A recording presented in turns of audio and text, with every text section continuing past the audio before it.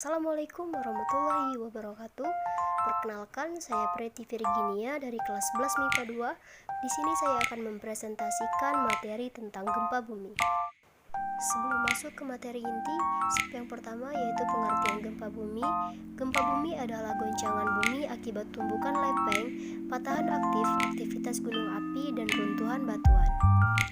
Adapun karakteristik dari gempa bumi diantaranya: 1. Berlangsung dalam waktu yang singkat. 2. Lokasi kejadian tertentu. 3. Akibat yang menimbulkan bencana. 4. Berpotensi terulang kembali. 5. Belum dapat diprediksi. 6. Tidak dapat dicegah, akan tetapi akibat yang ditimbulkan dapat dikurangi. Selanjutnya yaitu mitigasi. Mitigasi adalah upaya untuk mengurangi risiko bencana. Adapun mitigasi untuk gempa bumi diantaranya: 1. Membuat bangunan yang tahan getaran. 2. Mengurangi kepadatan hunian di daerah rawan gempa. 3. Pendidikan tentang gempa bumi. 4. Membentuk kelompok penyelamat bencana. Adapun hal-hal yang harus diperhatikan sebelum terjadinya bencana gempa bumi, yang pertama yaitu mengevaluasi dan merenovasi bangunan agar tahan goncangan.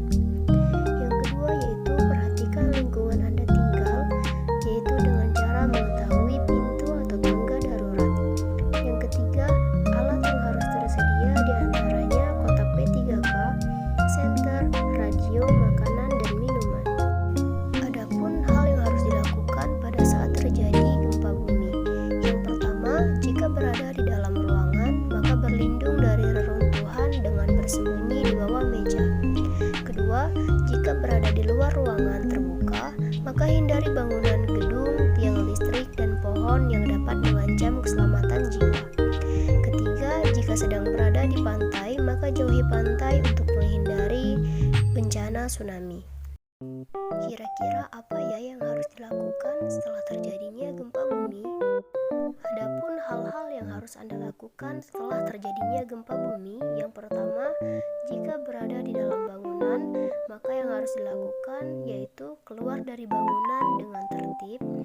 Jangan menggunakan eskalator, gunakanlah tangga biasa, telepon dan mintalah pertolongan apabila Anda atau orang di sekitar Anda mengalami luka parah. Kedua, jangan mendekati bangunan yang sudah terkena guncangan karena kemungkinan akan terdapat reruntuhan. Ketiga, dengarkanlah informasi mengenai gempa bumi dari radio.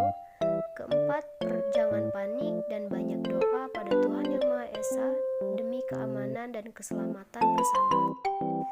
Mungkin hanya ini materi tentang gempa bumi yang dapat saya sampaikan.